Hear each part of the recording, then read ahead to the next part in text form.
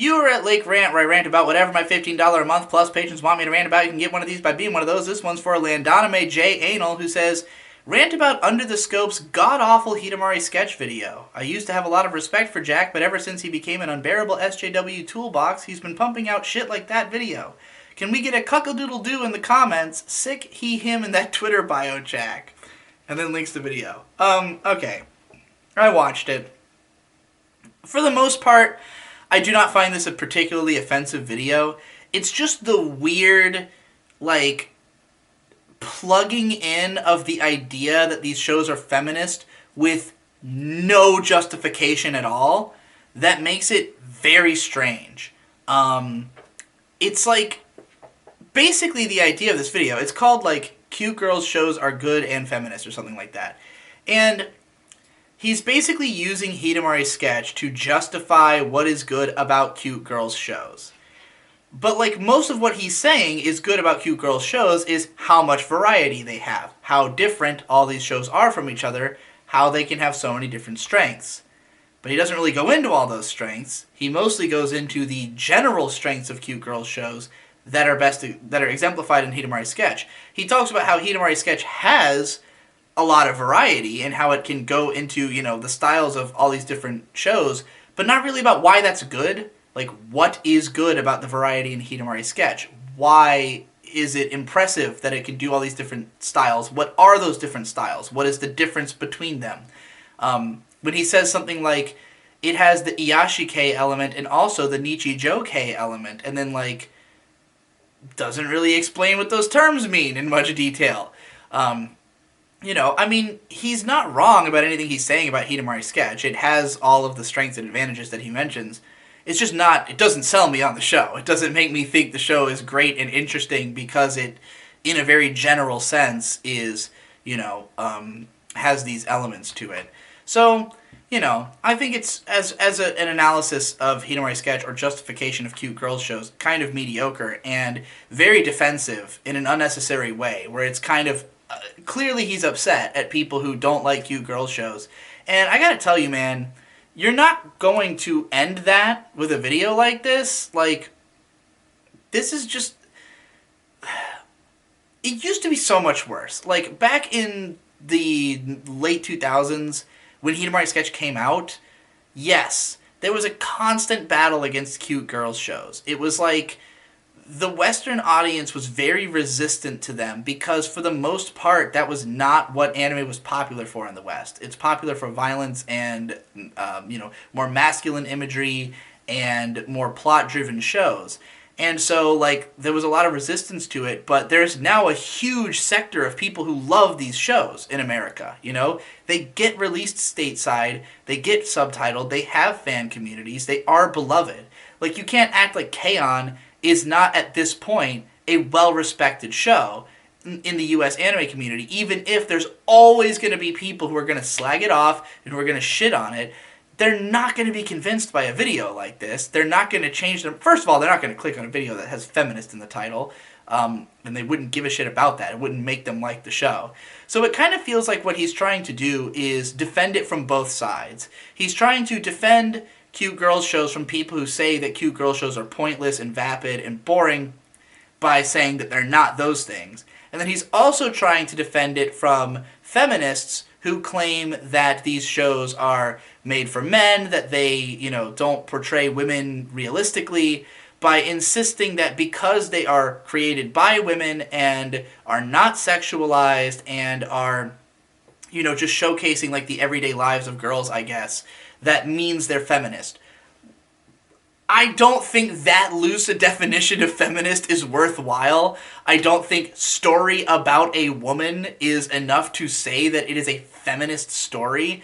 I understand that there's a lot of feminists, or people who consider themselves feminists, who want that to be what the word means. They want it to just mean pro-women, when the reality is being non-pro-women means you are insane. It's not a matter of... Like, if by that definition of feminist, I feel like most people would be feminists. But feminist is it's a label that means a lot of things, and trying to use it that loosely is pointless. And you're not reaching that sect of feminists who have a problem with the show by insisting that it's feminist just because it's about women and isn't sexualized, and isn't like pandering to the male gaze. Like, first of all, and he cites K-On! As like another example of a clearly feminist work. It's like, okay, none of the girls in K-On! Have realistic personalities. They are put into fetish costumes fairly regularly because the original manga is written by a guy and was more fetishistic. Like, yes, you can say that there is a lot of, you know, more feminine stuff that was put into it because it was created by women, and like they definitely took an angle on it where they tried to maybe undercut the sexualization and the, you know, the male gaziness of it, I guess. But like, they weren't trying to send a fucking message. It's not a feminist show. It's just a show about girls made by girls and happens to be girly in some way. Hidamari sketch, likewise, I mean, the original author's a woman, the anime staff is largely male, and there are moments where the characters are sexualized or where they clearly are meant to be, seen as somebody who can be sexy. I mean, he cites that one bathhouse part, but like in season 2, there's a part where they're all naked and like singing a song, and like you could see all their tits and shit. Like, I don't know. I don't think it's like a not at all sexualized show. I think in the bath is often drawn in a way that is meant to be, attractive to lolicons. And like, I don't think that that's a problem. Like, I don't think you should be, first of all, it's not feminist to hide sexuality. That is not that is a very low IQ feminist take to say that like sexualization of women is anti-feminist or anti-woman. I think there's tons of feminists who would staunchly disagree with you on that take. And also, like, again, it's like the show is not about women and their struggles or anything like that. It just happens to be about women, female characters. I mean, if that's all it takes to be feminist, then again, I guess why not? But like, I don't think that's what is going to defend the shows from the kind of people he seems to be defending it from, And I just find it to be like a bizarre take to consider those feminist works. Ume Aoki, the original manga author, is a Yuri author. Like, she clings to a lot of like the Yuri tropes, or even might have been part of like helping to develop some of them. Hidamari sketch is not like a deeply Yuri work necessarily, but like it definitely has hints of it. There's definitely an element of, I won't even say fetishization to the characters, because I would say that Hidamari sketch is probably one of the least like sexualized cute girls shows out there. But just that, like,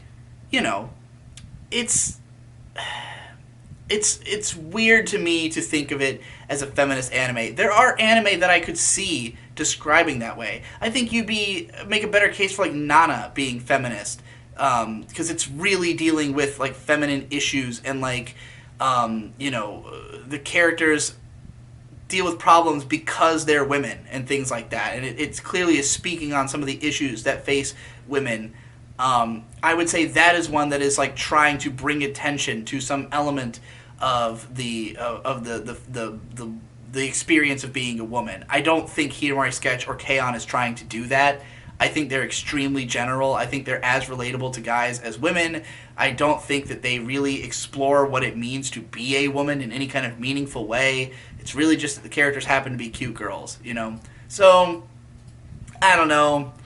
Came off as tacky to me. Came off as just trying to play defense for cute girls shows unnecessarily to an audience who is not going to be convinced by these arguments. Like, if you want to sell cute girls shows to guys who think that they're gay, you got to do it like the Badass Manly Anime Review guy, the one of Princess Tutu, which is like still famous. It's like, he just insisted that the show is incredibly fucking awesome, and it made a lot of guys check it out because they want to see something fucking awesome, and it put aside their initial prejudices.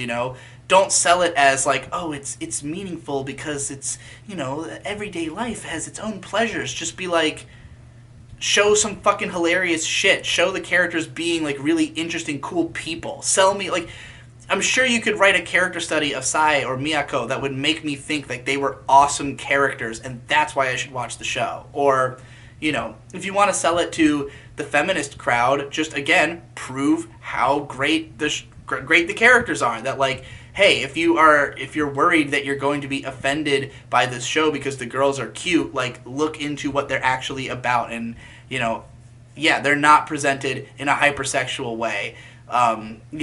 If that's what you're concerned about, but I don't think it's like a feminist show. I think that if you're trying to defend it from feminists, you don't have to go so far as to say that. It's not like feminists will only watch feminist media unless, again, it's by your incredibly broad definition. So yeah, whatever. That's enough about that.